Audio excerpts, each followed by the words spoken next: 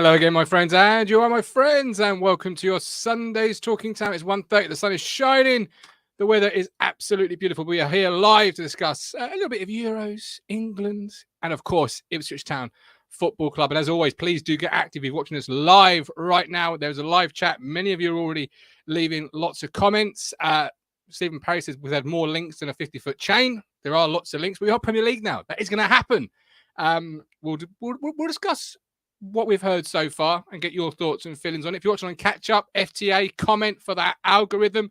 Hit the like button. Hit subscribe if you're not yet subscribed to Talking Town as we enter what is a really exciting season. Obviously, the fixture list has just been released, and we know now Liverpool up first, followed by Man City, and then on it goes. And if you're listening on audio, welcome. Please do leave a 5-star review and let the world know why they should listen to Talking Town, the place for Ipswich Town fans. James Sargent's in the room. Welcome, James. Ian, welcome in. Good afternoon. Welcome in, Lynn Phillips. Hope you are well. Don't forget, we are partnered with Match Bingo. Play Match Bingo, win cash prizes. The domestic season might be over, but of course, there is international football. They have got the European Championships on there. I've played. £2 a bingo card. How you play is on your screen. For those listening, you, of course, register online, then register online, then download the Match Bingo app onto your mobile phone, and you can choose the matches. There's cricket on there. There's all sorts of different things on there. And every time you play, you also are contributing to the crucial work of the East Anglian Air Ambulance. Every game helps to save lives and provide vital medical care to those in need. So register online, download the app, and then away you go. £2 a card. There's a couple of free ones on there from time to time, so do have a look if you download the app. Over 18s only. Be gamble aware, but that's, of course, Play Match Bingo, win cash prizes. And we won a prize this year, didn't we? Promotion, Premier League. What a prize that is. And I know Sean played it this year, and Sean is still absolutely loving it. Michael Cox says new glass screens in front of the Gov. Is there? Oh, you mean on the cobble stand? Yes, we will discuss that. Yes, we will discuss that. James Warren Elman, Matt done a really good chat on the Liverpool pod. Give it a watch if you haven't already. Great little plug there. Adrian might wait to the end of June when other teams sort out their financial messes. Stephen said, I don't see a lot in that unless Leaf goes. Why pay 17 million for a left back? Of course, talking about Oosterwolde, one of the links who plays for Fenerbahce. We'll talk about that in just a moment. But joining me is none other than Mr. Matthew Phillips. Welcome in. How you doing? I'm good, thanks. It is hot, isn't it? That's putting me off going into the garden to mow the lawn this afternoon. Oh, don't do it. I was going to do a bit of Alan Titchmarsh. I've got a few activities to do out there. But I'm not really green-fingered, Martin. It's not really my thing. No, not really my thing either. But I mean, I'll go and sit in a nice shady spot and enjoy the day. But, that was good. I'm doing keto at the moment, so perhaps not a beer. But yes, I'm back on the keto. Yes, yeah, I'm now in a state of ketosis, as they say. You did this, what, a couple of years ago, 18 months ago? About 18 months ago, lost 2.5 stone. Yeah. So your flush out routine, is that what? Well, yeah, I do enjoy the diet. I mean, I've got a massive ketosis headache at the moment. That is the only downside of it. What causes that then? It could be, well, when you go into ketosis, it could be dehydration. It could be a little. I need to drink a little bit more. So I've gone to Tesco this morning, got a lot of sort of mineral vitamin drinks that I can drink on ketosis, but in keto rather. But you're not spending on food; you're spending on tablets. Yes, well, not tablets, but drink. And it's I'm probably dehydrated. It's the heat as well, isn't it? You know, last time I did it was in December. Yeah. I remember. December in England is obviously freezing, so there's nothing like that. But yes, I'm trying to lose a little bit of weight before hopefully I go away on holiday. You know? Lanzarote. Yeah, Lanzarote. Very windy. Yes. It's very windy now. Don't become a slip of a man and get blown away. Don't want to lose too much. Then I'll be flying in the wind. But you know, there is a European Championships going on at the moment. I mentioned Match Bingo have their bingo cards that you can play, and we're all watching at home. And I want to ask you first and foremost, before we get into England, having seen most of all round 2 matches, I don't know how many games you've actually seen, but who's been the standout team for you? Which team have you really enjoyed watching? It won't be England, spoilers, but which team have you obviously really thought? Because yesterday, I'll say you mine, Georgia. I've absolutely loved watching Georgia and Romania. Why did Romania you like well, because Georgia's the underdog, right? The big underdog story. It's good to see them at a major tournament, and they play with such. I don't know, sort of almost Kieran McKenna style cavalier attitude to football. Like, and the manager instead said, we're here to obviously, do the best we can, but we're also here to entertain. Sounds a lot like Ipswich Town, right? We're not any trees next year, but we'll certainly be here to entertain and attack both boxes and be a team you can watch. And they had that golden chance, Matt, right at the end the other night, and he should have scored. He didn't even hit the target, and I think the whole country, or certainly I was like, come on, finish it. This is it. This is good. And he did. Now they've got the biggest team in their group next. But yeah, Georgia and Romania for me. They weren't great last night, Romania, but I still thought it was a good game against Belgium. Thank you very much. What was the final score there? Because Belgium scored early doors, didn't they? Well, Romelu Lukaku's now got a hat-trick of VAR offside goals. He's kneecap. He's ruled to be offside. His kneecap. I tell you what I do like is the semi-automated offsides, which has cut down the reduction of time when they do go to VAR. We are going to see that in the Premier League, aren't we? But I don't think it's going to come in until maybe October, November time. Which always strikes me as bizarre, because if you can't bring it in at the start of a comp, yeah, and why can't? And it also distorts a competition, doesn't it? Like sometimes, like if you don't have it from the start, those number of games. We said that for the FA Cup, didn't we? When Coventry got done on what was the right decision in the end, but you know the majority of the FA Cup ain't played with VAR, so yeah, I do agree with that. I mean, look, standout nations. I haven't watched loads of games, to be honest with you. I saw England in dispatches the other night because we was down at the T20 at Essex. So I could hear all the moans and groans coming from the pavilion. Oh, God. I really enjoyed, even though it was 0-0, I really enjoyed Netherlands-France the other night. Again, there was far controversy there, wasn't there? Should have stood as well, that one, for me. So I said it shouldn't have done. So that's interesting. Now, Chris Hall came back to me. Long-time viewers of the show will know Chris is the most opinionated man in football. World football, possibly. And he was adamant it was a goal. But I thought Dumfries was blocking the keeper. No chance. But you didn't think that? I don't often agree with Jermaine Genius, but I've kind of got to agree with what he said on the commentary, which was he's at least got a dive, hasn't he, to prove that he's in the way? Like, or at least make an effort to dive. Yeah. And it would have to be the English contingent, wouldn't it? Across the VAR. It took forever, though, didn't it? It took forever. And if it takes forever, why don't it just go with the on-field decision? Like, agreed. I mean, whether or not that's something that might come through IFAB, who come up with the laws of the game when it comes around these things. Yeah, I do agree with that. I personally thought he was in the way of the keeper and in offside position, so I can see why it wasn't given. But until like we Chris and Co were like saying who would be your underdogs. I think maybe I said Romania possibly, because they've opened the competition up to so many. It used to be the elite of Europe, didn't it? And now you've expanded it to however many teams it is now, because you've now you can qualify for the next round, can't you, in third place? Which I think only something like 4 teams will not qualify. Poland, obviously, one of the first that I think have been gone. They're gone. Scotland could go today. They play Hungary this evening, don't they? They play Hungary, yeah. I did enjoy, even though I was rooting for Scotland, I did enjoy Germany's win over Scotland. Just the fact it's the host nation. It was in Munich. It's a compact stadium. I quite like Germany, as you know. So that was good to watch. They play Switzerland tonight. Whoever wins that will top the group. So I think that's going to be a good game. But yeah, I mean, were you disappointed with the England performance then going to that? Were you expecting better? Absolutely, categorically, yes. And I look at the way Portugal are playing, and I always, I just think I look at the way Portugal are playing, and that's what I thought. England would be about aggressive front foot possession.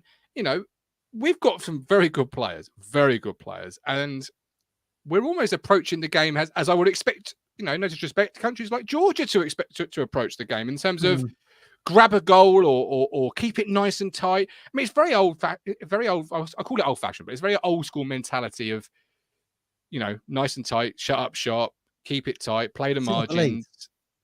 It ain't what we used to under McKenna, is it? Let's put it that way. No, that's true. But then you thought we were conceding too many goals. And that's not really Southgate's way, is it? We'll score. If they score 3, we'll score 4. That's not really his way. It was. I think everyone said it was under par, right? It was an under par performance. Again, you get this. I always think the vocal majority are from people that support clubs that aren't used to losing, or just used to winning. Like your top 4 in the Premier League, for example. I mean, how many games do they lose between them in a season? 5 or 6. So I think there's a mentality of the English to sort of think, you've got players from those clubs, therefore we rock up and roll everyone over. With it, therefore you would never, if the games are played on paper, then you'd never have to play the game on the grass, would you? Absolutely. And I always think the English are a bit disrespectful anyway to other nations. Look, Denmark, I think, are 20th, 21st in the FIFA rankings. So if we was at a World Cup, you'd expect them to get through their group and get to the round of 16 at least. So, look, we didn't help ourselves, did we? I mean, the slack pass onto the edge of the box for that kid to score went through a crowd of players, didn't it? Good finish. It was a really good finish. I don't think the referee helped particularly when I was watching the highlights back. I think he runs across the run of the ball before he shoots. Jordan Pickford ain't ever saving it. No, I mean, it's supposed to be in. But I mean, look, there's been a big debate around it all, isn't there? Like what was good about Ipswich's game last season was you saw people like George Hurst pressing from the top, and people have said that England haven't really been doing that, and that's not really Kane's kind of game. And I think I looked at a stat that said, I think in this competition so far, over a 90-minute period, we've won the ball back in their half of the pitch, or in that final third of the pitch 3 times. Whereupon in the same period of time at the World Cup was 6 times. So the output's decreased by 50%, hasn't it? Whether or not that's to do with the tactics, I don't know. Attitude of the players, I don't know. I mean, Jared Bowen did a really good interview. Have you seen it? He got put up with media. He spoke very well. He looks like someone who could maybe go on, who's thinking about being a coach. I thought he spoke very well, and he said, "Look, you want to press, you want to show intensity from the top, but you don't want to be exposed in midfield either." But I mean, look, certainly, there was the slack pass for the goal. There was that one. I think the moan I heard from the pavilion at the cricket was it Declan Rice had the ball on the edge of the D and he stuck it out for a corner. Yes, I mean, they were so sloppy, sloppy first half. It was sloppy. Craig says, "What about France? Well, I'm going 2. If that was England, half the media in this country would be saying send them home." I mean, look, the French media, just the same as the English. I'm sure they're not too happy with what they've seen so far either. But the question I'm going to ask you is sort of how do you sort of fix England mid-tournament? It sounds strange because we are on 4 points. We are all but mathematically through because of the way third place teams can go through, but performances as well. And it's knowing you've got a Jude Bellingham, a Phil Foden, all these fantastic players that just clearly something isn't right. It isn't like a 1 90-minute game. It's over 2 90-minute games now where you've got the goal you needed. And then in the Serbia game, you saw it out, and against Denmark, you didn't. And normally I have to wait. It's certainly my generation has to wait for England to hit knockout tournaments before we turn poor. Normally in the group stage, we aren't overly that bad. But one of my biggest things in terms of how to fix England has to be that left-hand side, because you've got Phil Foden, who's not a winger, coming inside. You've got Trippier, who's not a left-back, and let's be honest, predominantly right-footed. So you're basically playing with 50 to 70% of the pitch. You've cut one side of the pitch completely off and said, we ain't playing that part. Like, the balance is wrong. All wrong. So they should have taken Leaf. Don't start me. I said last week on Sky Sports' Twitter space when they said, one player, Leif Davis, fast Premier League, should we be picking him up? And I said, I don't know how he's not at the Euros. Like, Luke Shaw is injured. He's not played in a while. Will he be fit enough if Trippier goes down? They don't know. So who's the left back? Why is and I watched Belgium. You mentioned Belgium, Denmark. They've got players in the Championship along their back line. We've seen them play it. So why isn't Leif Davis good enough to at least sit on the bench? And if called upon, he's a left back. He's not a straight forward who scored, 30 goals in the league below. And you're thinking, the quality perhaps isn't. He's a defender who's set assists. Like, I'm still blown away by it. Look how desperate the Scottish are. They've had to put Norwich's goalkeeper in between the sticks. That's how desperate they are. But I do agree. And I said that on that Liverpool podcast yesterday. Expect to see Leif Davis get capped over the 24-25 season. And often you see that, don't you? Like, you come to the end of a spell, so the end of a tournament, you go into the new international break, and suddenly players that weren't on the radar, like a Leif Davis for tournaments, are suddenly in the mix. And you think to yourself, we're only 2 months removed. Yeah, we're only 2 months removed from that tournament finishing. He's now gone from being a Championship player to a Premier League player. Therefore, he's now got the tick next to his name to start matches or be in squads and things. So, it is odd. But look, don't discount the fact that Southgate isn't as good a manager as what those players are used to at their clubs. Your Klopps, your Pep Guardiolas. I mean, that's another thing as well. But I think Southgate is actually a very good tournament manager, because I think in nearly all the tournaments he's been involved in, I think we've always drawn the second game or something daft like that. Certainly I think in the last Euros it was Scotland, wasn't it? We drew that one 0-0, I think it was. But I think he's kind of tactically grows into the tournament. And I was saying to Rich, his tactics are hit and miss, but they seem to work over a tournament. We've done all right in the World Cup under him. We've done all right in the last Euros. We got to the final, obviously, although home advantage helped. Let's see how we go. I mean, we've got, was it Slovenia's Tuesday night? I think he'll have to have a system change. I think he'll just have to change the system. I think he really will. Certainly, there's been an experiment to play Arnold, isn't there, in midfield? Not worked. Which I think a lot of media thought was a good idea because of his range of passing. But maybe you do need a more natural centre mid in there. So that everyone's talking maybe that Gallagher coming in there to give maybe Declan Rice a little bit more of a free rein. I'd move Jude back, move Foden into the central position. Go box to box like midfielder. Yeah. I'd go, Trippier right wing back, as it were. I'd go 3-4-3 effectively. Trippier, along that right hand side. Walker, Stones. You'd bring in a Gordon perhaps on the left, or move Saka to the left and bring in someone on the right. But you have to do something. It's just not worked. Or maybe, you have to do something. You absolutely have to do. The goal was decent, though, wasn't it? I mean, that was a great run from Kyle Walker. I mean, people were talking about the performance being lethargic and a bit passive. Certainly, it wasn't in the run up to that goal. I think probably following that, it was what I saw of it. But that was, that was Premier League quality, wasn't it? The fact that he ran that guy down, that right back down, and was able to, the left back down on the right hand side to get that ball into the box. That you could argue Denmark should have cleared it. But Kane was there to score. I mean, a lot of people thought the England performance increased from the top when Watkins came on. Kane. You could even see Kane slightly off a Watkins. I thought Watkins was good when he did come on. In that first game. But I don't know. You need to change something. It's just. But we are 4 points into a 3-game group and all but through. So that Serbia was tough, though, wasn't it? That was a very tough opening game. That I would expect Serbia to do all right in the tournament, to be honest with you. I thought that was a very tough opening game. When you considered what was Germany's opening game, well, that was against Scotland. When we had Serbia, I'd imagine Serbia might finish second in the group. You know what I mean? So, I mean, don't know. Interesting one. Yeah, and Denmark, of course, were semi-finalists not long ago. At the last Euros. So it's it isn't. As we were playing, as you just mentioned there, the nation there. But you were obviously on a Liverpool podcast only yesterday. It's been released. Tell the people at home what podcast you're on, where they can find it, and why they should go and listen to it. If the reason alone wasn't because you were on it, obviously. Yeah, if you're not sick of listening to me. Well, I've not been on here for a week, so maybe not. But yeah. So it was called the Liverpool Groove, which is named after another one of those kind of Liverpool Cup final tracks with John Barnes rapping on it, is from what I could gather. You've got Liverpool Groove and Anfield Rap. I think they're two different songs. I don't think they're the same. It was with Quinny, a very nice chap. He was very complimentary of Ipswich. He was delighted to see us back in the Premier League. He said a lot of neutrals that he knows, and Liverpool supporters were really pleased to see us back there.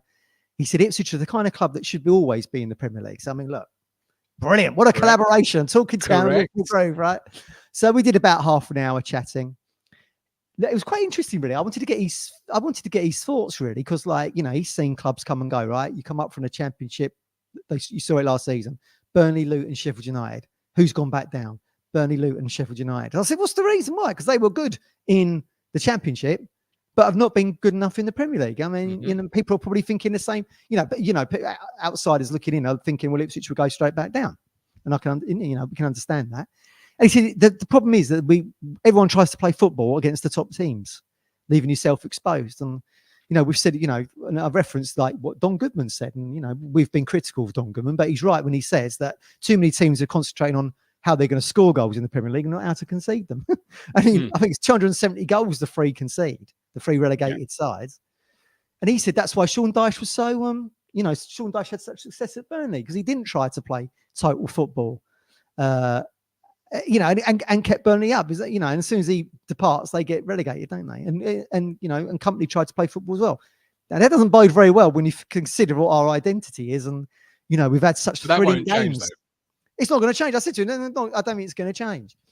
So we'll just have to bite the bullet and wait and see, won't we? But it was a good half hour, and if you've got half hour to spare, go and check it out. I did say to him, it was quite funny, really, because they started in lockdown, I think, same as what we did, and they've got a bigger audience than us, obviously, because Liverpool being such a global thing. But I said to him, it's really weird now being on Premier League podcasts. It was a bit weird being on the Leeds one when we did it in the Championship.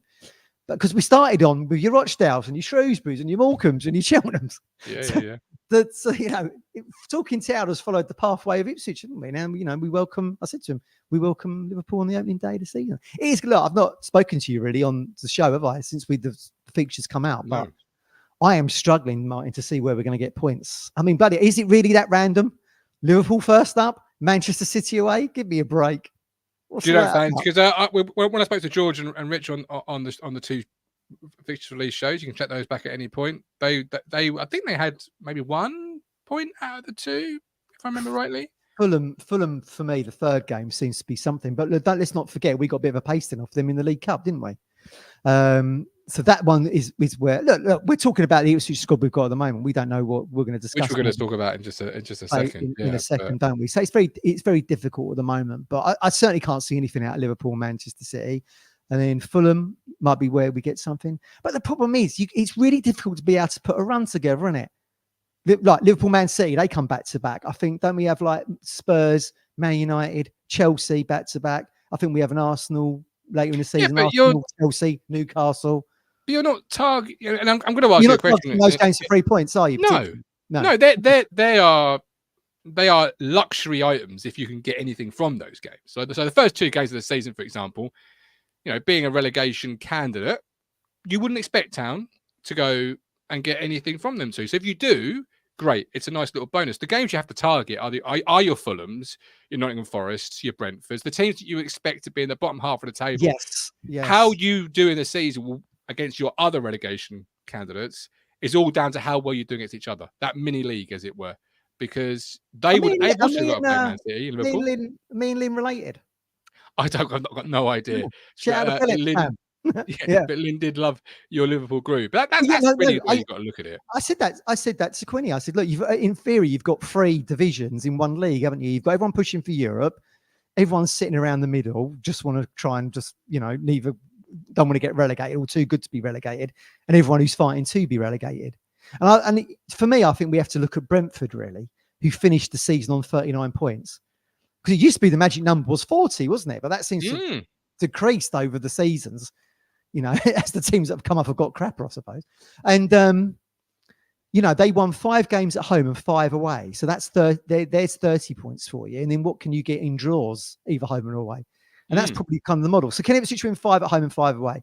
I'd like to think under McKenna that we can and see what else we can get. But it is going to be difficult when you see the fixture list, and that really, the fixture list really is your route map to getting momentum, isn't it? And I think it'd be very difficult when you are playing like teams pushing for Champions League spots, 3 games back to back or whatever. But we'll just have to pick our moments. But at least, the games aren't thick and fast, are they? They're generally 1 a week, and you've got time for McKenna, knowing that he's such a student of the game and working on the coaching pitch and everything, to put a plan together for those clubs.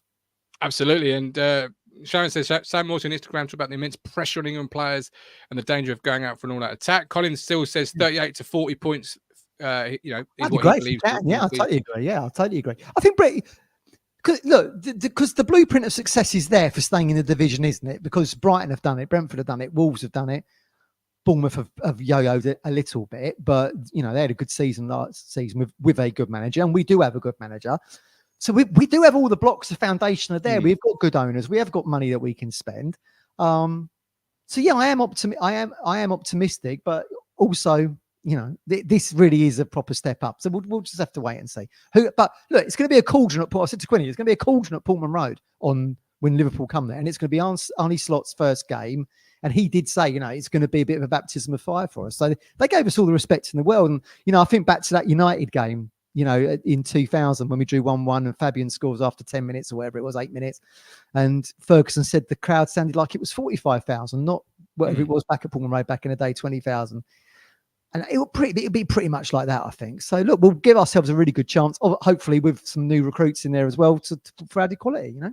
Absolutely. And Darren says in the chat, we don't know new signings may make a difference. Yeah. Texas Tractor Boys says, depending on how we do in the transfer window, we should be the best of the bottom half. That's good enough for our first season with the big boys. And absolutely, it's how the window sort of pans itself out. We've got some transfer links to go through shortly. But we mentioned those top sides. I'm going to ask you sort of a quick question now, which is one place you think Town could probably go to next year and pick up a win out of last year's top six. You've got Man City, Arsenal, Liverpool, Villa, Tottenham, and Chelsea. Is there one particular place you sort of fancy to be easier than the others? No, or you fancy for whatever reason? So I fancy us to go maybe Villa out of that top six, because obviously they've got Champions League football next year. Good point. How will they adapt to that? How will their season be? Will it be as good as it was last year, or was that sort of a bit of a purple season in the sense of finishing inside that top four? So they're not a traditional top four side, are they? In the sense of no, and how will playing in Europe differ for them? Could that be a culture shock for them? Yeah, that's a good point. I mean, Chelsea under Maresca. I mean, look, they were very hit and miss, weren't they, under Pochettino? But actually, they finished the season very strongly, didn't they? And finished sixth. But certainly teams went to Stamford Bridge last season and weren't overawed by the experience of going there. No. Is Maresca any? I'd argue McKenna is probably a better manager than what Maresca is. Certainly how Leicester dropped off. So maybe I think at a push, with a gun to my head, I'd say would be Chelsea. I think is something where we could maybe go and get a point at the very least. But make no mistake about it, they are luxury games. That really, as fans, you've got to enjoy seeing your team play against a Man City, Liverpool, and the other games is where really your season is. It's Fulham, it's Brighton, it's Brentford, it's Forest, it's Leicester, it's Southampton. It's those. I am really looking. I've got to say, again, look for Town. Whatever Town did in the Championship last season, I said was a bit of a free hit for me, because McKenna had got us back into the, at least into the second tier. So we was out from amongst the dead men in the third tier, right? Mm-hmm. So the fact that we got promoted was such a huge bonus to me. Again, I feel like he's got a free hit almost, really. But let's, in terms of because it's very easy to put, I said to Quinny, you put 2, 3, 4 defeats together. Everyone starts going, oh, well, maybe we should think about getting a new manager in. But I just don't see the Ipswich fan base doing that. I think McKenna's got too much goodwill in the bank there. Absolutely, he has. So I think we could probably just sit back and enjoy it a little bit more and hope for the best. Yeah, what will be points? Yeah, absolutely. And we'll go down. If we go down, we'll go down in a stronger position. And Stephen said United, because they underestimate the smaller sides and might still be in transition. Look, Bournemouth won there 3-0 last season. Yeah. This is it. And obviously the window will help, and we'll come to that shortly. Before we do, though, cobbled stand alterations. Yeah. What are you some thinking? Would say improvements, some wouldn't say improvements. There's been a plastic, metal glass, or not metal glass screen placed along the top of the cobbled stand as you look across over the. So, have you had an email about? Have you had an email about this? Or is this just pictures that have surfaced on the internet? If I've had an email, I ain't checked it. We've had this conversation earlier in the week. Yes, we did. Yeah. I don't check my emails. So, what's the reason? Are the reasons that's a Premier League regulation, or is it because that dickhead fell over on purpose from Maidstone? Well, I don't know. I don't know if it's a Premier League regular. I mean, surely not, because isn't there other parts of the stadium where you'd obviously have to place that? I don't know. They might well say it's the Premier League. Trevor said it's to stop idiots falling over the edge. I mean, it's the moment. I'll be honest. The moment the Maidstone guy took a tumble, you did think that, didn't you? You said. I remember you saying. I said this is after all of my life, certainly having had nothing. I can guarantee from next year we'll have something, regardless of what division we're in. Because this is what happens in life. The minority ruin it for the majority. So you got one person out of the thousands that have sat in that stand over the decades, and now you've got other things on. I mean. Is it set far back enough so it's not going to be rain affected or anything? So if you're sat on the front row, you're not going to have rain drops or anything. Well, no, but you'll be able to see through it though, will you? You'll need window wipers. If it's blowing a gale and the rain's coming in, will the sun bounce off it? Because obviously the cobble stand notoriously does get a lot of like this, don't you? Well, we are already, but how will that affect it? Do you have a very strong hat culture in the Cobbold? Because you're going to get. Yeah, you like the golfers. Or a strong white arm. because you're constantly having your hand to your eyes trying to look over. I don't like it, but I have to live with it. There ain't nothing I've you got a can do ticket. about it, is there? That's the Well, problem. no, and I've got a ticket at the end of the day. And if I don't want that ticket, there'll be many people who Yes. will want that ticket. So Yeah. it's what it is. It's a You'll get used shame. to it. It's a shame. You'll get used to it after a while. But yeah, it is Um, annoying. It is annoying if it's off the back of that Maidstone thing. You know, it could be off the back of obviously safe standing. There's obviously safe standing now in the cobbled. It could be off the back of that. It could be off the back of the guy falling off. It could be the back of people climbing down. I've never seen that actually. People climbing down like that to get onto the pitch. I remember the 3-0 over Portsmouth, the Redknapp side, around sort of that 2000 era and 2003. Oh, the guy with the who does John the Portsmouth. Yeah, and he got banned from Pullman Road for life, I think. He's never been back, I don't think. Because he was just spent the whole time going up and down that roof, ringing the bell in his Dr. Zeus hat, you know, that huge, great thing. So, yeah, I'm surprised that wasn't it. I suppose there's been isolated instances over the decades where that infrastructure could have come in, but certainly I don't think that Maidstone thing has helped. But look, that's the big one, I think. That's the big one. Obviously, it's injury to people falling, having people fall on them, and also, of course, in let's be honest, compensation. You know, if you were to have someone land on you, you're going to be one of the, and it does hurt you, and it does affect you. Yeah, I think he seemed to. I don't want to get into it too much, but I think he got away with whatever happens. I mean, ludicrous, but there we go. That's my thoughts on it. But look, we're not maybe too far removed from the Cobbold stand having a complete overhaul anyway. I mean, look, I'm sure over the next 12 months we'll see that conversation increase, and if they have another fans forum, you might even get more information around what the planning is for that. Certainly, the aquatic centre, it's on its way, isn't it, for that car park area? Yeah, I might be well and truly wrong, but I think it's further away than people think it is. The Cobbold stand being redeveloped, just a feeling I've got. I think, look, we've been bitten before on these things, haven't we? Redeveloping the two ends and got relegated. I mean, to me, it seems like you need to be a little bit of a mainstay in the Premier League to kind of justify the increase of the attendance. Because suddenly, we went down off the back, getting the Robson and Ramsey stands done, and then your ground's too big for you because that kind of the fan base that jumps on the bandwagon disappears, doesn't it? Mm-hmm. And then the hardcore like us are all left. You got to pay for it as well. Don't forget, you got to have ain't going to be cheap, is it? Yeah. No. Yeah, absolutely. And relegation will obviously impact that. So you've got to have a plan for that in place. You've got to know what your income's going to be, or roughly what your income's going to be. And in all honesty, there's more pressing needs on the football pitch than there is anywhere else. Yeah, I'd agree with that. Quinny on Liverpool Grove didn't know our stadium was just shy of 30,000. He thought it was much smaller. I don't know what he thought it was like. Bournemouth, 12,000, whatever that is. Probably. But yes. What he thought, but oh well, we'll wait and see. I mean, look, that's something to look for. That's going to be a logistical nightmare when it does happen. Where are you going to house everyone? Across the other three sides of the stadium. But yeah, absolutely. They might well build behind, and and to come over, mightn't they? In the sense of, it were. Let's see what technology and innovation can bring to the. It's 20. It'll be 25 years plus since we had the stadium done before. So, interesting. Where that goes? Yeah. Stephen says, but its investment makes the clubs worth more, so the owners won't lose in building it. True, but being the Premier League also is probably worth a little bit more in the sense of what the club's worth, particularly with. If we did go down, we're in a much better position financially, aren't we? Because we went down last time. There was that new ITV digital TV deal that never transpired, and there was no parachute payments, and we went into administration, and we had to sell you likes of Darren Ambrose for peanuts, and all that kind of thing. So. We'll be much more. The fact that we're now in the Premier League puts us much more on an even keel, I think, in terms of whether or not we stay in the Premier League or go back into the Football League, but with a truckload of cash behind us. Absolutely. So that's one thing you have to get used to if you sit in the Cobbold stand. There is a picture on social media if you should want to go. I think it's Kevin Birch who's put a picture up. I think his name is. The guy. That's the one I've seen. Yes, that is. So go and check that out and leave us your thoughts in the live chat, or if you want to catch up in our comment section.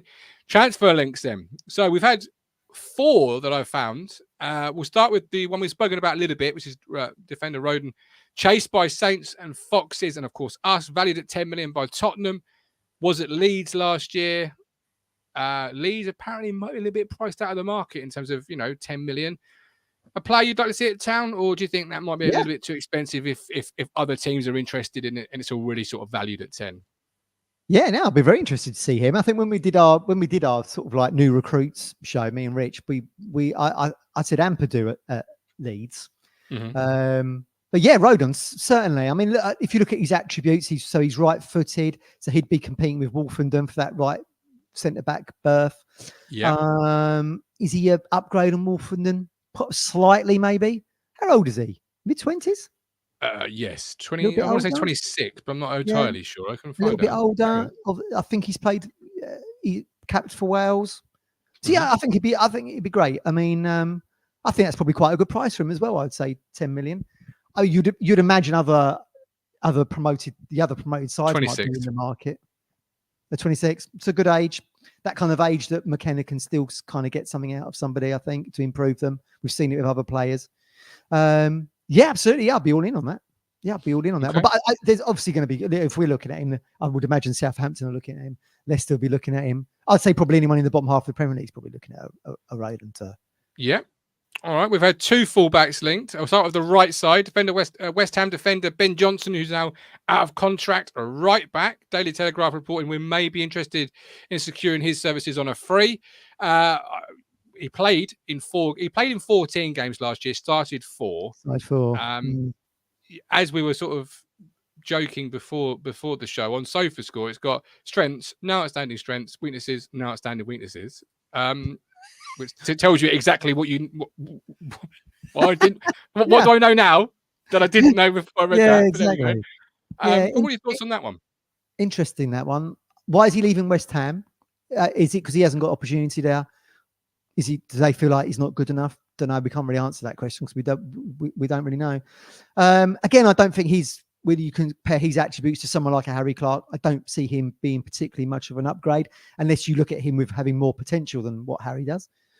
A little bit harsh on Harry, to be honest with you, because you want to give him an opportunity in the Premier League and see what he can do. See what he can, look how, as Rich always says, look how McKenna's improved Burgess. You give Harry an opportunity in the Premier League under McKenna, and he could really flourish and thrive, which would be fantastic, given that he came originally through our academy.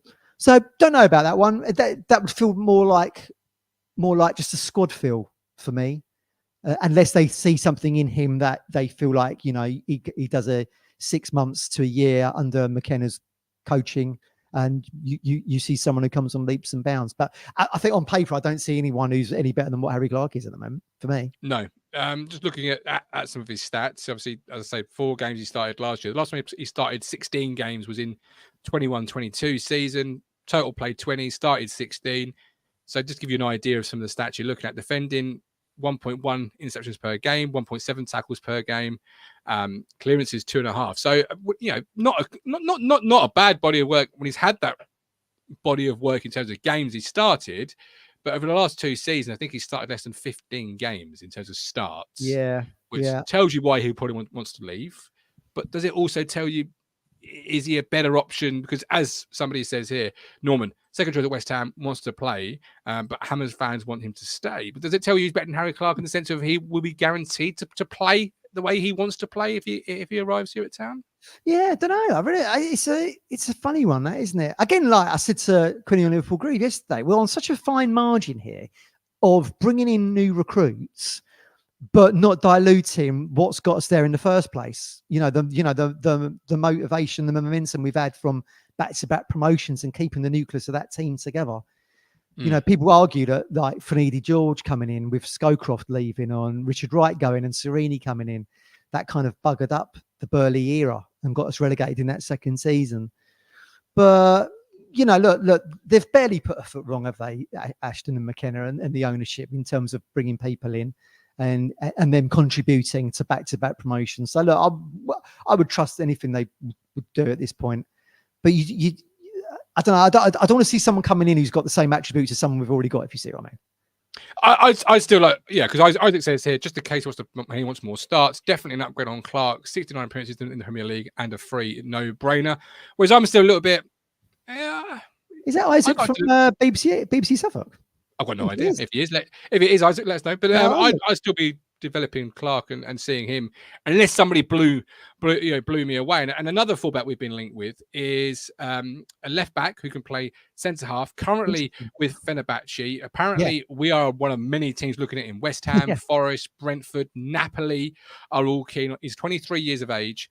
The Hammers had previously been with a fee of around 17 million, while Bournemouth apparently had lodged a 25.4 million bid, but that has been dismissed. There is, of course, Jaden Oosterwolde, who's with Fenerbahce, 23, 20 starts, 27 played in last year for Fenerbahce. What are your thoughts on this one? Yeah, well, this is one I like. Obviously, you've got Mourinho in at Fenerbahce now. So is that where people are putting two and two together? The fact that McKenna and Mourinho have worked together? Can play centre half as well. Yeah, that's interesting. So, many looking at it thinking, Stephen says here, I'm not paying 70 million for a backup left back. Yeah, that's if he's viewed as the backup left back. He could be viewed as somebody they view as a player who can play centre half, and he's got the height for it. Yeah, he's got the height for it. I think he's at least 6'2", 6'3", something along those lines. If he's playing at fullback, then you think Twanzebe, I would say. I think if you could, you can sort of compare their skill sets. They're very, very similar. So I'd imagine he'd be like a Twanzebe, but on the left side. The fact he could play centre half is interesting. He's not going to come to Ipswich and be a backup to Lee Davis. Not in a million years. He's been playing regularly for Fenerbahce. And if he's not part of Mourinho's plans, like you say, there's a whole host of clubs across Europe looking at him. Oh, absolutely. But the fact that McKenna and Mourinho obviously have that history together is interesting to me. In that they can pick the phone up to each other and have a discussion about it. And Mourinho knows what McKenna's like. And let's not be shy about it. I'm sure McKenna and Mourinho have spoken over the last year, as Ipswich have gone up through the divisions with McKenna at the helm. So one to watch there. Interesting. Yeah, the fact he can play the left-sided centre-back role is interesting to me. But I agree with Steve. That ain't someone who's coming to sit on the bench at a team that's going to be, in the bottom half of the Premier League, most likely. It's why it intrigues me a lot, because obviously the fee is one thing that screams, you're not coming to sit on the bench. Yeah, it is big money, particularly for a team that's just been promoted. And the fact he's 23 also really sort of speaks to me, in the sense of, obviously McKenna can develop him. He's young enough to still have a lot of football in terms of development left ahead of him. But equally, where would you be viewing him? Is it an attribute-based thing where you've identified attributes that could transfer into a centre half, having not played there for a couple of seasons, but you could see him very well playing there if you're McKenna? Or is it a left back? Is it a lazy link? There's a really interesting dynamic to this linking. It's different questions it throws up. Interesting, isn't it? I don't know, but it was in the Telegraph you were saying, wasn't it? I wonder, it'd be interesting to know. I don't know who the journalist is in there. I mean, there's certain Telegraph journalists you get, like your John Percy's and that, and if they come up with something, generally, it's like a Fabrizio Romano thing. Generally, you can say that's going to be nailed on, but it could be a lazy link, McKenna, Mourinho, possibly.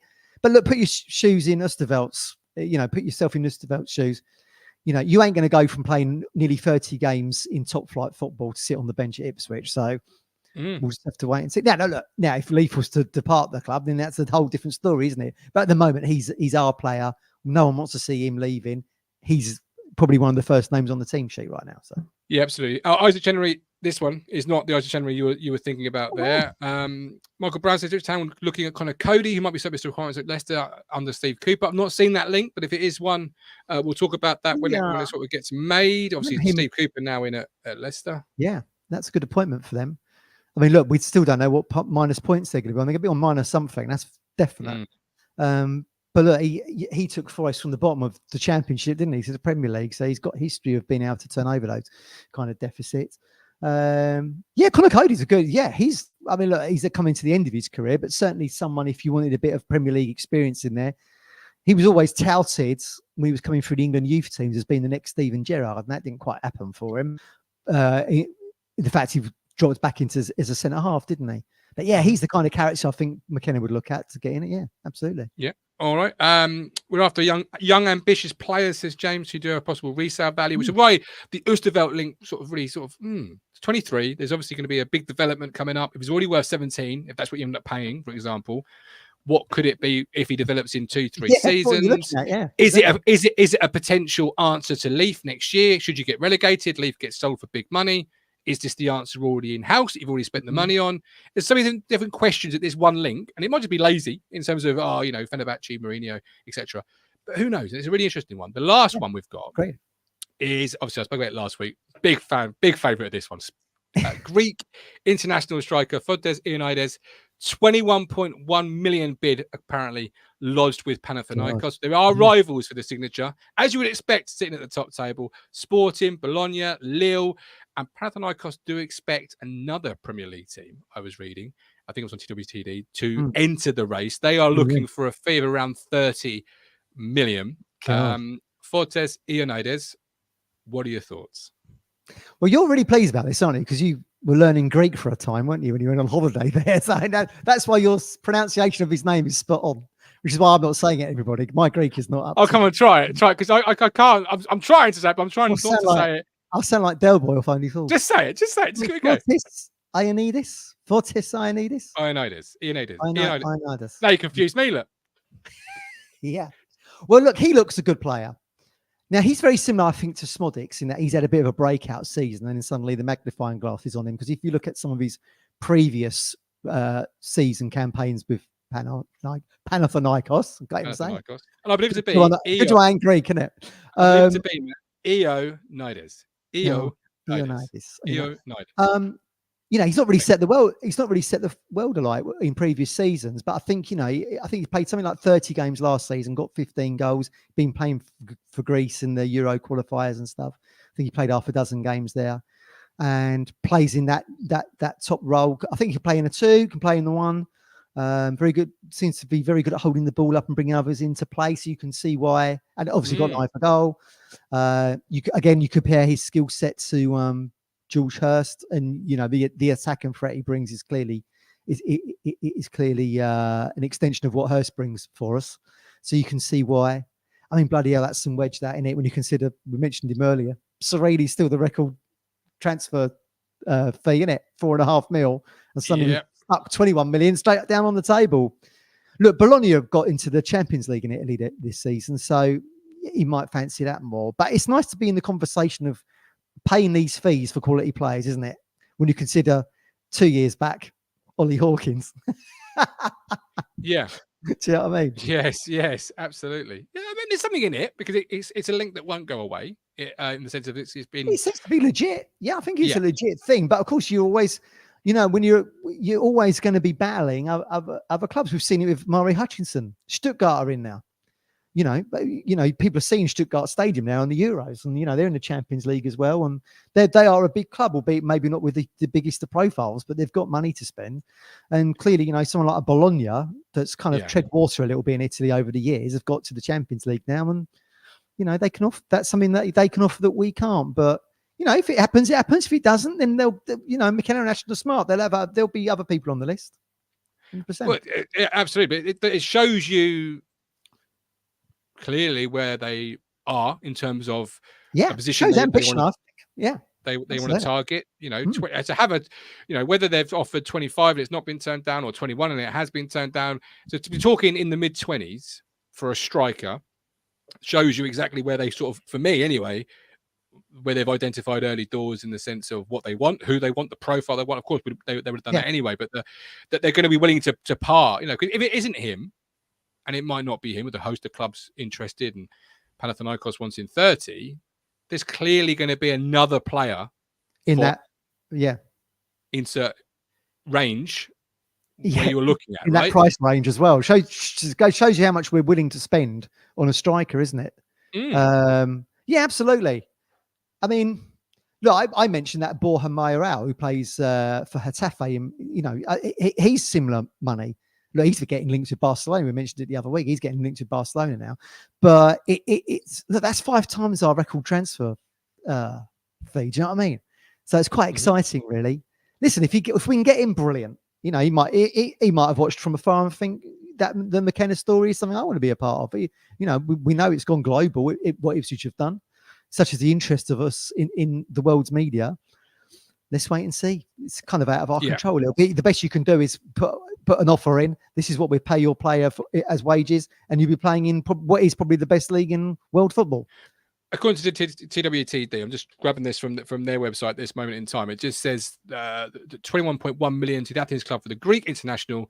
Their second rebuff bid for the 24-year-old. The latest offer reportedly includes a 15% sell-on clause. Doesn't say whether it's been rebuffed or not, but 22 million there or thereabouts plus a 15% sell-on clause. Wow. So they're certainly interested in it's a link that won't go away. I think it's their second bid, I think I've read, or whatever.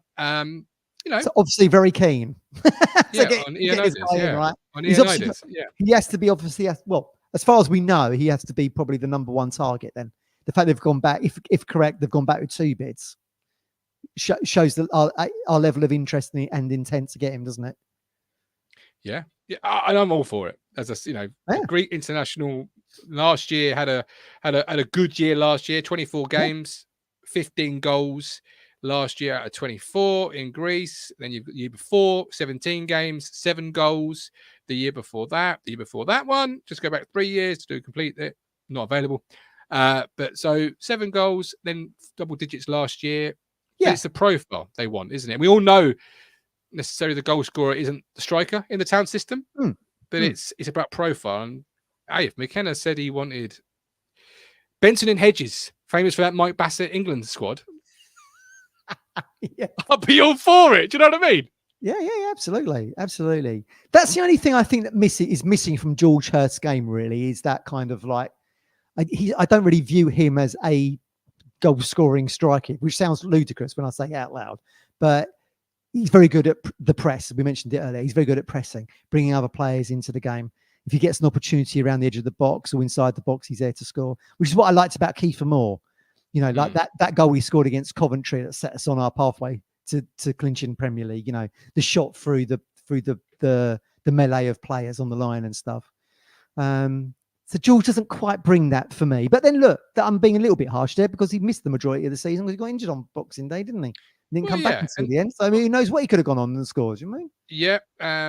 24 years of age. So another player like Oosterwolde, where you're thinking, okay, you can bring him in, develop him. There's still, the market's value to go up on him. He's both footed. So he's 2-footed. He's 6'1". I'm not gonna tell you here that I'm a Panathinaikos fan or even a big fan of Greek football in the sense of I watch it every single week. I barely watch English football every single week, but yeah. Hey, so it's exciting. It'd be very interesting to see how what kind of research they've done to see how his character, personality, etc., mindset will fit into the group. I mean, that's very important as well, isn't it? You don't want that kind of. That was always the criticism of Ioannidis and Serini. They had just come for the money, if you see what I mean. So it'd be interesting to see what kind of research they've done there. I mean, that's always the risk, isn't it, to bring someone in from a European league to fit into what's been a majority of a nucleus of British players, effectively. But that is the flip side of it, which you mentioned there, which is not often spoken about by fans, but is a reality of football. They are paid professionals. So if you're signing, let's say we sign this guy for £26 million, right? What sort of wages is he going to be wanting? Because if I'm his agent and you're Mark Ashton, Matt, and you're parting with £26 million, I'm thinking I can get a good deal for my player because they clearly want him. Yeah, I mean, look, it's ticking all the boxes to be the highest earner, isn't he? Coming in from Europe, plays international football, scores goals. And that will send fears, I think, among some town fans because the last time that the wage budget started to change, etc., relegation happened. So I think that will sort of. Yeah, that's what I'm saying. Yeah, it's a risk. It is a risk, but I mean, look. Yeah, but let's do it. Let's do it. Swim, innit? If you don't take the risks, you're probably just going to get relegated. So I mean, look, it's calculated risk, isn't it? Yeah, absolutely is. And if Mark Ashton is indeed watching this, I would go chips all in and sign him. But don't call me to do the translation for the negotiations because you could have a job in mine. No. I learned Greek for like a month, 2 at most. Did you not help? Did you try it out on the holidays? Did you actually use any lines on the holiday? What like ordering fish and chips or something? I tried, but I don't think I was talking Greek. I thought I was, but I don't think I actually was. But so don't call me Mark for any translation help for negotiations. Fair enough. I'm sure you won't, but just in case you thought, I'll give him a call. Yeah. No. Please don't. Cannon says, I'm open to Pelters on this, but I don't rate more. His height player is quite poor. And if it was Hurst, height or smaller, he'd be leading the line for it. Oh, he says Plymouth, but I'll say Championship side. And he said, would rather risk it over playing it safe like Norwich. Look, we're playing safe. Got them. I mean, to be fair, they did sign Ricky Van Wolfswinkel for £7.5 million, which in today's money is probably going to be what mid teens in the sense of a fee. That didn't go well. But then you have to think that Norwich weren't in our space either, were they? You know, they didn't have the luxury of American ownership and, you know, the private equity that's come in. No, but that was their second season. That was them under Houghton, I believe it was, sort of trying to make them the more progressive step. But they didn't roll the dice at all, did they? They didn't roll the dice at all. I don't think they're how the club's organised. They're help them particularly. We're in a much better space than what they are. I mean, look, we're talking about, you know, the majority of Ipswich fans are talking about consolidation and pressing on, you know, re-establishing ourselves back at the top flight. Norwich was never really in that space at all, were they? No, and nor should they be. Get back in your box. We're the Mac Daddies of East Anglia, and you know it. Stephen says, we are still focused on defence in the main, and given the amount of goals we let in last season, it is needed. See, I disagree with this, right? We let in a lot of goals last year, fact. We have to tighten up a little bit there, fact. But I'm focused on scoring goals because we are going to concede goals, whether we like it or whether we don't in the Premier League. It's how many we can score. I just want to outscore people as often as I can because, like Liverpool, Man City, I could have 4 international defenders opening day. I'm still probably going to have, you know, Salah, you know, completely turning us inside out. That ain't going to change. Erling Haaland the week after is still going to be Erling Haaland, right? You can have whoever you want back there. I do get that. Well, at the moment, I think it's leaning towards that, isn't it? Because we're not going to, you know, we're not going to play Sean Dyche football, are we? Like he did at Burnley, which is kind of, you know, it's not going to be that. I mean, they're not going to abandon what's got us into the Premier League. And the more important thing from my point of view would be chance creation. How many times can you finish your chance creation? Because what you don't want is a high chance creation and a poor conversion. Yeah, exactly. That's get relegated. Yeah, that is going to get you relegated. Yeah, I totally agree with that. Hence, you're looking at Fotis Ioannidis to come in and score the goals for you. Anybody they think can, you know, because it's going to be goals. Look at the 3 who went down last year. They were the worst teams because they didn't score enough goals. You're going to concede goals. You are. Luton did score goals, man. I think they scored 50+ goals, but I mean they just conceded, and they came the closest. 80 something. Yeah, exactly. You know, when you think. A lot of clubs went to Kenilworth Road and struggled there. I mean, like you had like Man United, was it scraping a win or a draw? Ditto Liverpool. Yeah. Even Arsenal had to be right on the last minute. Declan Rice header, I think it was, to get something out of that game. We don't have that Kenilworth Road luxury, do we? Where it's I said to you this time last year, there'll be a lot of teams who won't enjoy going to Luton, and would normally be the bigger teams, and they'll get a lot of success at home because it's, you know, a smaller ground, more tight to the pitch. Whereas, you know, we don't have that same advantage, do we, in that respect? So it is no, but we do bring one advantage, which you saw on the internet this week. We have the singing section. The singing section. Tell everyone what that was. You were looking at the stadium plan, weren't you, on the website? Well, I didn't notice it. George sent me it, and I was like, "Hang on, does that say singing or standing?" I was sort of zoomed in. Singing. Bring your singing voice. Singing. So, just in case you're watching this and you have got a singing ticket, you cannot sing anywhere except Cobble Stand. Exactly. That's how it should be, quite frankly. Right. I've always said the Cobble Stand is the heartbeat of the football club, and clearly the club have agreed and listed it as such. I mean, why list it? Like, why write it?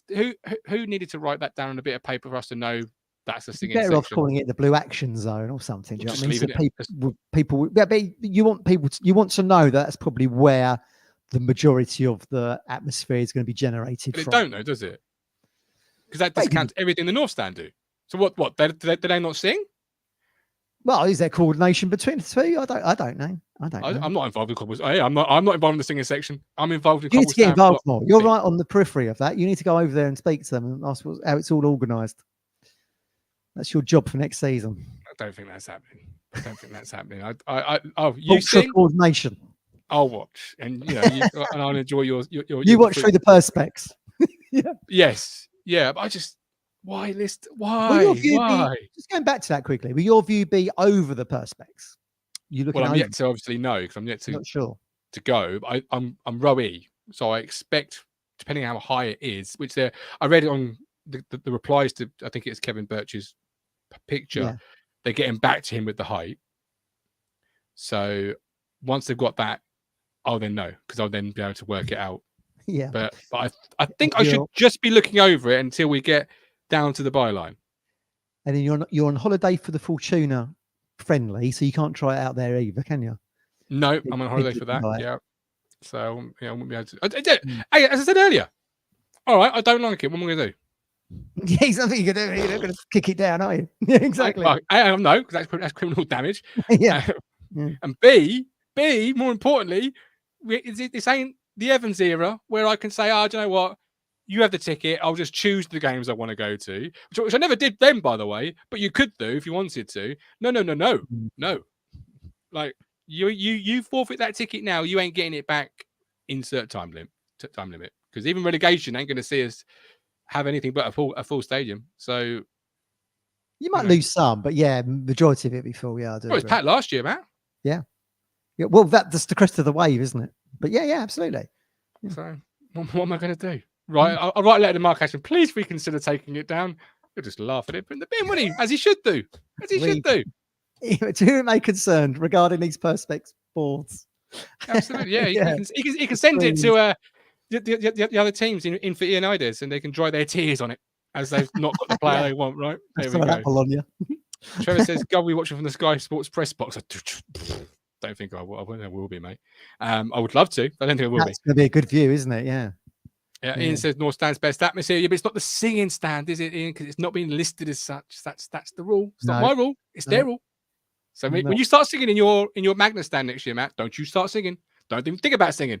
You're not in the singing section. Not called the Magna stand anymore. It's gone back to it should just be called the Pioneer stand. I mean, that's how everyone should call it. I mean, Britannia. Awful. It's always the West Stand, isn't it? But it's always, if you're old school like me and a purist like me, you'll always call it the Pioneer, I think. You always know the age of a fan and how they describe the West Stand. Because Exactly. For some it's the West, for some it's Britannia, for some it's Pioneer. For some it's the Co-op stand. You know, awful. But that is the one commercial stand. So I imagine that'd be commercially sold soon, I'd have thought. Because you're not going to rename the Cobble stand, obviously. God. Yeah, that would be you can increase the rights on it now, can't you? Now it's a Premier League stand. Yeah, absolutely. Which leads to my next question: is Ed Sheeran going to be back as the shirt sponsor? Yeah, you can fund that back in the last year. Yeah, he did. So I wonder if that's going to be a new logo on the shirt. And also, when's the new strips out? What are the colours? Got to be soon, right? Because I've seen West Ham's is out, and that's Umbro. Yeah. Now, interestingly, if you look at the West Ham kit, I mean, it's a bit boring. It's like normal just West Ham template style. What, claret and blue?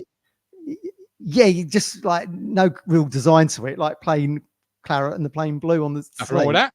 Keep it nice and simple. Umbro badge is in red, I think, because it's 100 years of Umbro or something.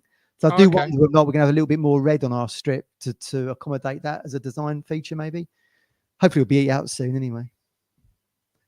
I would have thought it must be out in the next 7 to 10 days. I'd have thought it must. It really must. Because obviously, you got the fixtures in the sense of pre-season coming up.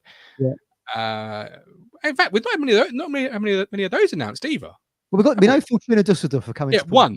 We had one game before the Premier League season. Oh, 3 weeks until the season starts. You imagine there'll be another one in now. Yeah. Are we going back to Austria for our Innsbruck? Yeah, you'll have that, don't you? Yeah, that'll be on live on Town TV. We'll be across that Innsbruck. I might even go out there this year. Get yourself over. Not? Yeah, why not? It's nice, Austria. Absolutely. Yeah, I've been once. Yeah. What's everyone thinking about what colour the away strip would be? Sometimes you can tell where it's going to be by what's on sale in the copper range. Yeah, because they remove some, don't they? I don't. if it's going to be a kit clash. For those that have been with us since the start, Matt, they know my thoughts and feelings on kits and style and colour and I don't care. Your theory was always that it becomes a better kit if you achieve success in it, and we've seen that over the last 2 seasons, haven't we? So 100%. Yeah, because like last year, the home strip got a lot of critics, but I think it was a bit bland compared to the one previously. But in 5 years' time, I like the orange. But in 5 years' time, in 10 years' time, in 20 years' time, when my son is 18 and they're doing retro kits still, that'd be the kit everyone was, oh, I remember that year, remember that, oh, what a great kit that was, what a great season. Because the season is what you remember. The kit don't make the season. We know that under Marcus Evans. We didn't have some bad kits, didn't have some great kits, but the seasons were absolutely awful. So you don't ever want to wear them again, do you? You know? No, yeah, exactly. No one should be allowed in the stadium wearing the Magical Vegas strips. No, if you're wearing that, get out.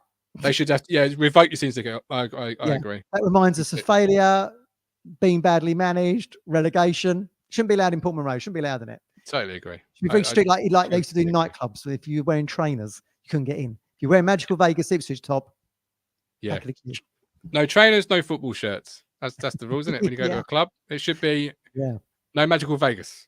Exactly. Not because of the company, not because of the company, because the seasons were awful. Do you ever list it when you're going through the cobalt of things you can't take in, like weapons and things? They should have one with Magical Vegas with the line for it. That's not allowed either. Yeah, absolutely. Callum says the shirts have been better year after year. So you like the orange one this season? I thought that was great. I also agree with this for Mandy.